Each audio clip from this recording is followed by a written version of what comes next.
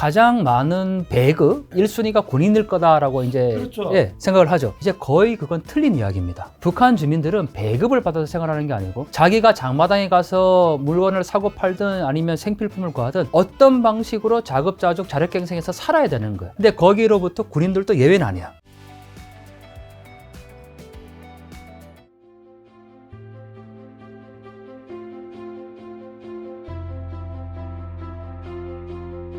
자, 교수님께서 북한을 직접 몇 번 다녀오셨던 걸로 제가 알고 있는데 북중 국경에서 북한의 이제 사진 같은 걸 또 찍으시는 것들로 인해서 책도 내신 적이 있었던 뭐 북한 인권 사진 외치다 이런 것도 내신 걸로 알고 있는데 북한 내부와 인권의 실태는 좀 어떻고 지금 북한 사람들은 어떤 삶을 살고 있나요? 뭐 많은 분들이 북한 주민들이 어떻게 살아가고 있는가 굉장히 궁금해 하시고요. 그렇죠. 또 한마디로 야 북한 주민들이 뭐 매일같이 굶주리는 것 아니냐 또 이렇게도 알려져 있는데 그런 이유는 바로 우리가 북한에 대한 정보가 많지 않기 때문입니다. 제가 북중 국경에라도 가서 이제 사진을 찍는 이유는 북한을 연구하는 학자니까 사실 북한을 가야 되는데 저도 평양을 다녀온 지는 꽤 오래전의 일입니다. 한 15년 전에 여러 번 다녀왔지만 지금은 갈 수가 없는 상황이라서 북한과 중국을 마주보고 있는 북중 국경이라도 가서 그곳에서 사진을 통해서 북한 주민들의 삶을 보고 있는데요. 뭐 한마디로 정말 너무 열악하다 이렇게 표현하기도 좀 어려울 것 같아요. 많은 분들이 제가 찍은 사진을 보여드리면 제일 첫 번째 하는 질문 뭔지 아십니까? 바로 언제 찍었느냐입니다. 아, 너무 옛날 것 같은 느낌이 들어서. 그렇죠. 뭐 1950년대, 60년대 그때 사진을 지금 보여주고 있는 것 아니냐 이렇게도 이제 말씀하시는데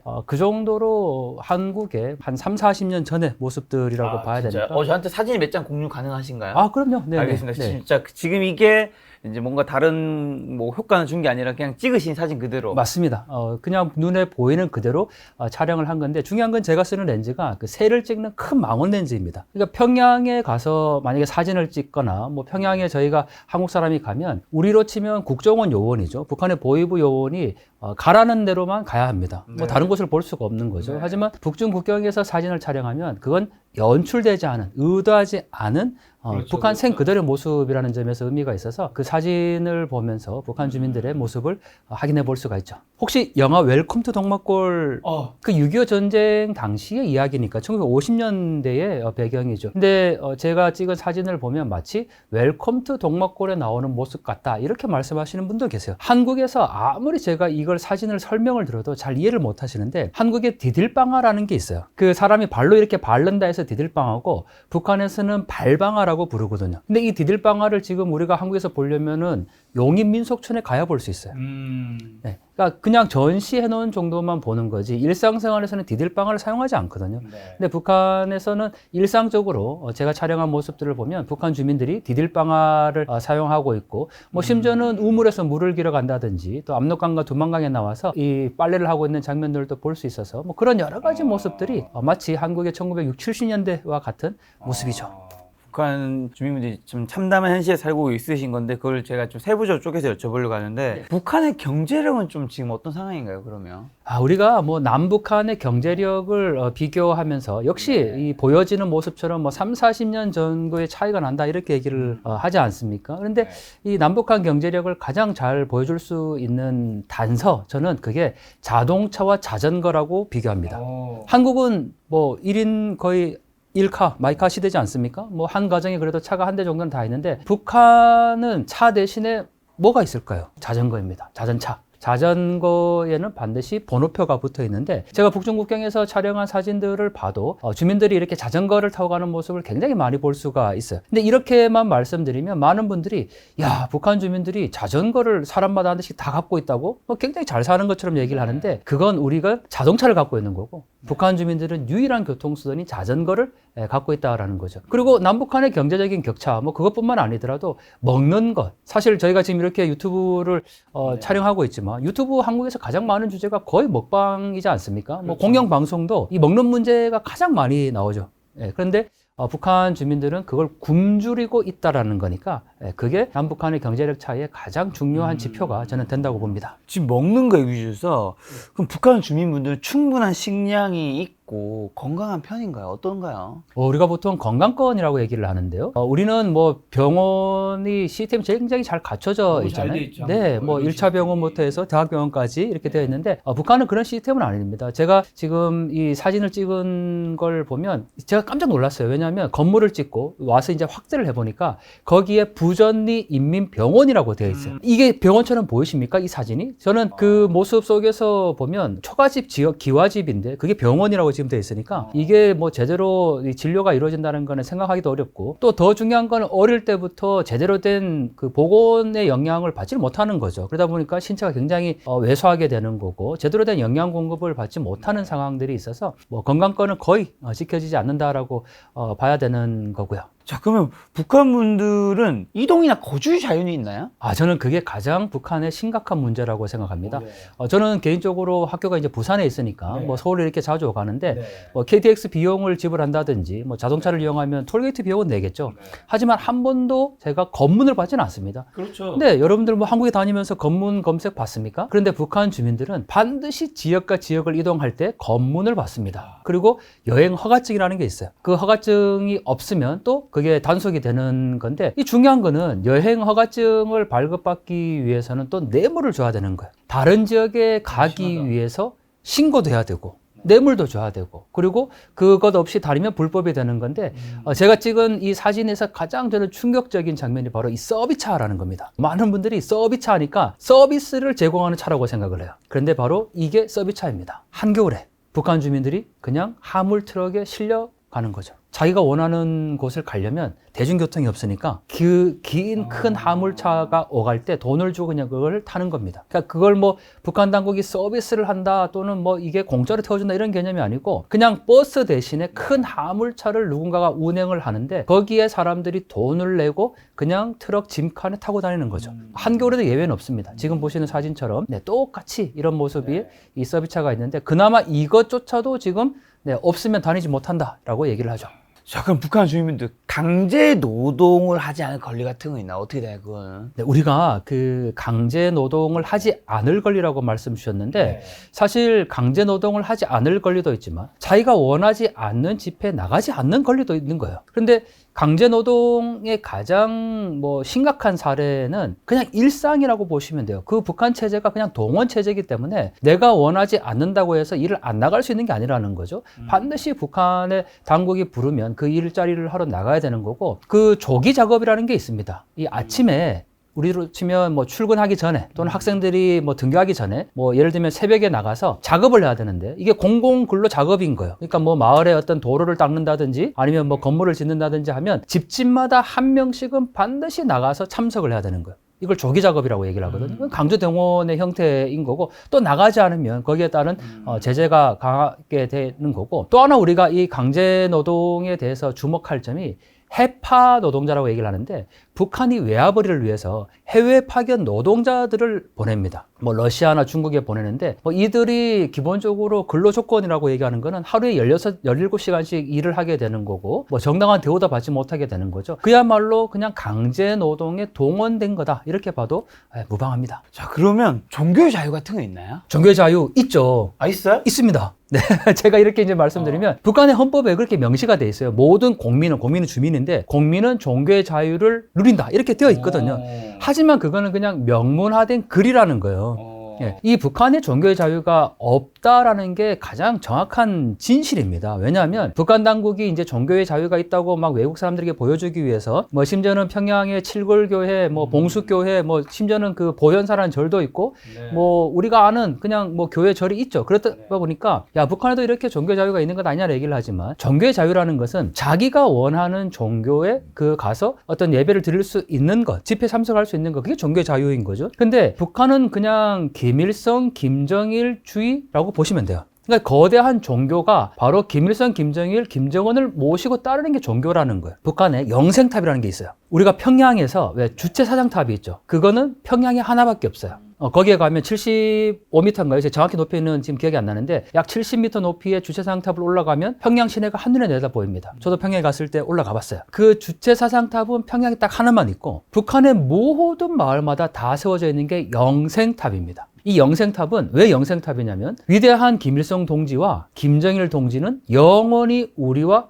함께 계신다 이렇게 쓰여 있어요. 그러니까 영원히 함께 계신다라고 해서 영생탑인 거예요. 그런데 이거는 북한의 모든 마을마다 반드시 다 세워져 있고 또 이 영생탑과 함께 모자이크 벽화라는 게 있어요. 이 모자이크 벽화는 김일성, 김정일, 최근에는 이제 김정은의 모습까지 등장을 했는데 페인트나 이 그림을 그린 게 아니고 타일 조각 하나하나를 붙여서 만드는 게 모자이크 벽화예요. 역시 이 모자이크 벽화와 영생탑을 누군가가 훼손하거나 손가락으로 이렇게 비판하면 그 사람은 정치범으로 간주를 합니다.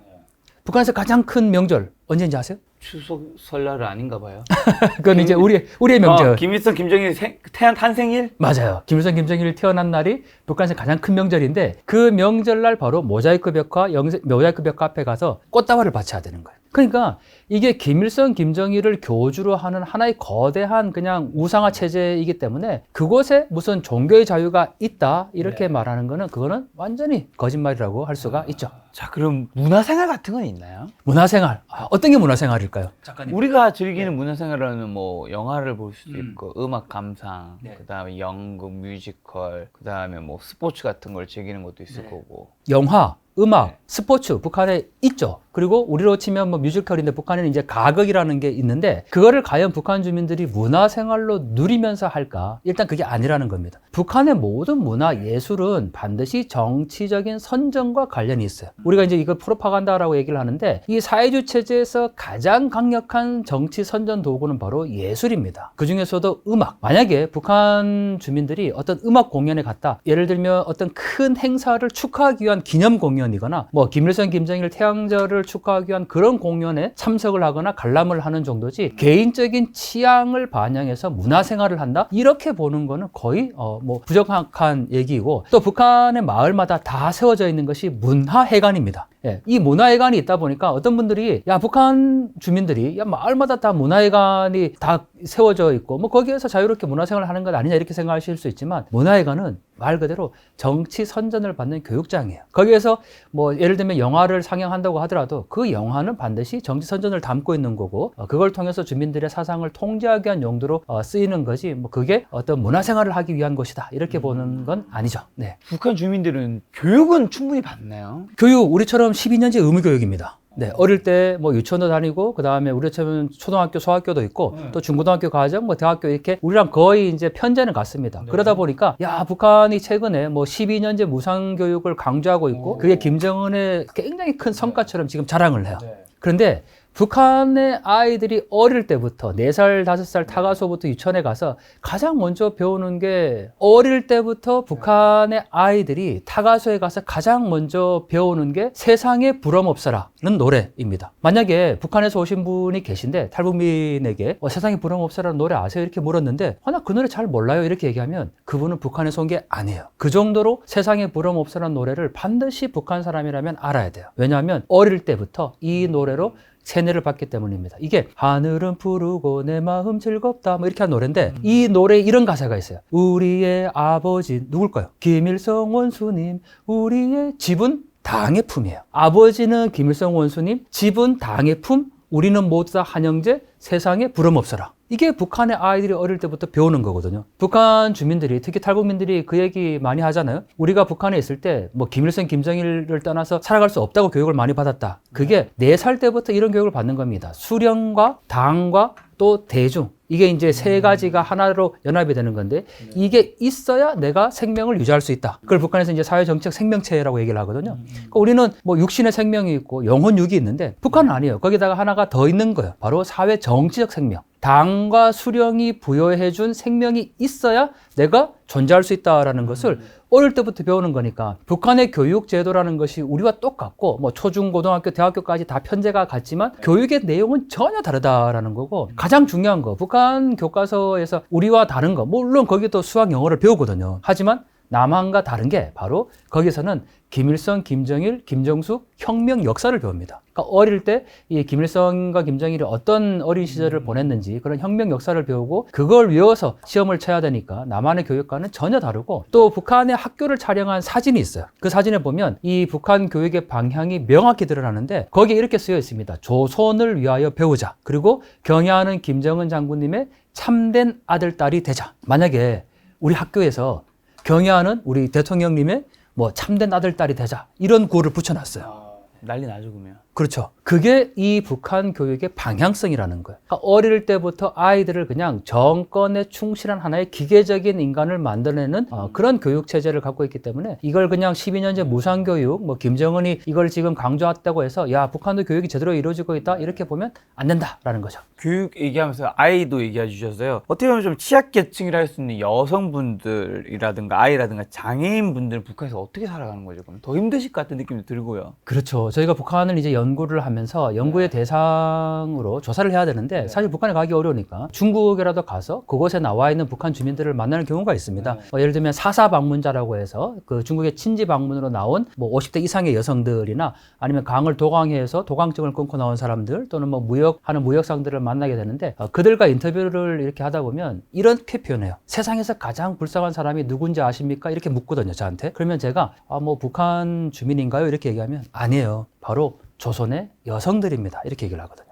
북한이 이제 자기를 조선이라고 부르니까. 네, 그러니까 조선의 여성들이 가장 불쌍하다. 그러니까 북한 주민과 여성을 또 구별하는 거예요. 그래서 왜 그럴까? 이 고난의 행군이라는 것을 북한이 겪었지 않습니까? 네. 1990년대 말에 뭐 우리가 너무 잘 알다시피 30만에서 300만의 사람이 이제 아사한 그 시기인데 이때 그나마 경제를 끌고 간 것은 가정 경제를 끌고 간 것이 여성입니다. 그리고 이 여성들이 그때 당시에 중국으로 인신매매를 많이 당했고요. 그러다 보니까 이 여성들이 지금 중국에 나와서 또 그렇게 인신매매 당해서 살아가고 있고 뭐 중국 북한 내부에서는 말할 것도 없고요. 아까 제가 잠시 말씀드렸지만 영하 30도가 되는 한겨울에도 압록강에 나와서 물을 길어 가야 되고 또 겨울쯤에 북중국해에 가면 가장 많이 볼 수 있는 장면이 거름 전투를 하고 있는 장면이야. 네, 이게 말 그대로 그냥 인분을 밭에 갖다 뿌려놓는 작업이에요. 그걸 주로 여성들이 합니다. 그러니까 비료가 이제 원활히 공급되지 않다 보니까 또 한국에서는 굳이 그런 일들을 기계가 하면 돼요. 한 번에 그냥 농기계로 옮기면 되는데 그게 없다 보니까 여성들이 조그마한 수레에다가 인분을 실어다가 밭에 갖다 뿌려놔요. 한겨울에 그 추위에. 그러면 봄이 되면 이제 땅 힘이 좋아져서 뭐 그걸 가지고 이제 농사를 짓는 방식인데 한국은 이미 그런 방식의 농사를 짓지 않는다라는 거죠. 근데 제가 이렇게만 말씀드리면 또 어떤 분들은 야, 북한이 무슨 아직까지도 그렇게 천연 유기농의 뭐 농법을 사용한다, 오염되지 않았다, 굉장히 좋게 이렇게 표현하시는 분들이 계신데 저희가 정말 북한을, 물론 저도 뭐 북한에서 생활해 본 건 아닙니다. 그렇지만 이렇게 북한의 현실을 너무 좀 이렇게 미화하거나 왜곡해서는 안 된다라는 생각이 드는데 그 걸음 전투를 하고 있는 모습들을 저는 뭐 경험은 해보진 않았지만 그래도 영하 30도가 되는 그 한겨울 북중 국경에서 촬영을 해봤잖아요. 그러니까 제가 사진을 찍을 때 렌즈를 바꾸기 위해서 장갑 벗으면 한두 컷 찍기가 어렵습니다. 손이 떨어져 나갈 것 같아요. 그런데 그런 곳에서 여성들이 제대로 된 방한 장비도 없이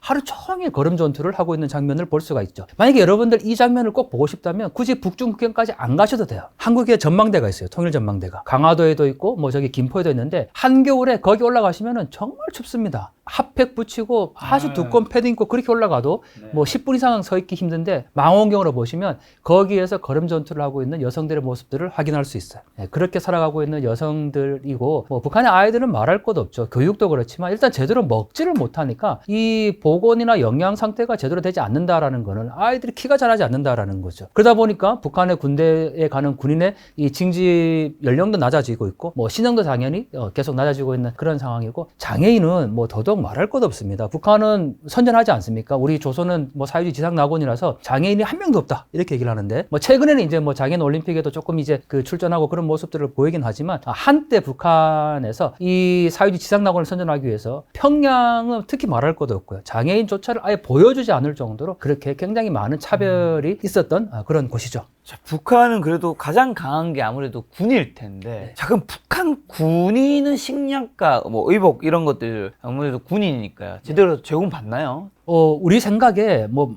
가장 많은 배급 그 1순위가 군인일 거다라고 이제 그렇죠. 예, 생각을 하죠. 그런데 지금 북한에서 배급제가 이루어지고 있다라고 얘기를 하면 이제 거의 그건 틀린 이야기입니다. 왜냐하면 북한 주민들은 배급을 받아서 생활하는 게 아니고 자기가 장마당에 가서 물건을 사고 팔든 아니면 생필품을 구하든 어떤 방식으로 자급자족 자력갱생해서 살아야 되는 거예요. 근데 거기로부터 군인들도 예외는 아니야. 제가 북중 국경을 달리다가 산이 이제 나오고 갑자기 그 산을 다 개간해서 밭이 나와요. 근데 이건 밭이 이렇게 평지의 밭이 아니고 그냥 산의 나무를 다 베어내고 그 높은 산까지 다 밭을 경작한 거죠. 그런 모습이 보이면 조금만 더 가면은 반드시 두 개가 보입니다.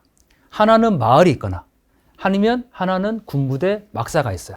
군부대 막사가 있다라는 거는 그 산을 개간해서 군인들이 거기에서 밭을 개간하고 그걸 통해서 식량을 구한다라는 얘기거든요. 그래서 이 군인들에게 뭐 배급을 주는 이 시스템도 사실 이제 거의 붕괴됐고 가장 뭐 보여주는 장면은 이 직접 나가서 일을 하고 있는 군인들의 모습들을 확인해 볼 수가 있고요. 그 다음에 뭐 이 옷 같은 거 그래도 우리는 최전방의 군인들에게는 그래도 가장 좋은 걸 주지 않습니까? 한국에서는 뭐 제가 이제 이렇게 또 말씀드리니까 막 댓글에서 뭐 한국도 그렇게 뭐 군대에서 좋은 옷 안 준다 이렇게 얘기하시는데 그래도 어떤 주력 부대라는 게 분명히 있거든요. 그리고 한국에서 아무리 뭐 그 군 보급품이 안 좋다고 하더라도 저는 그 품질의 우수성이 굉장히 좋다고 보거든요. 그게 계속 더 개량되고 있잖아요. 그렇죠. 예, 그런데 이 북한 군대에서 그래도 가장 최전방이라고 얘기하는 것이 남한과 북한의 국경을 대고 있는 휴전선 그 부분하고 북한과 중국의 국경을 지키고 있는 군인들이라고 봐야 되겠죠. 근데 제가 이 촬영한 영상 속에서 보면 북한 군인이 점퍼를 벗어줘요. 그러니까 근무 교대를 하는데 이 교대하는 거리가 꽤 멀었거든요. 근데 한참을 걸어 나오는데 한쪽은 그냥 전투복만 입고 나왔고 나머지 보초를 이제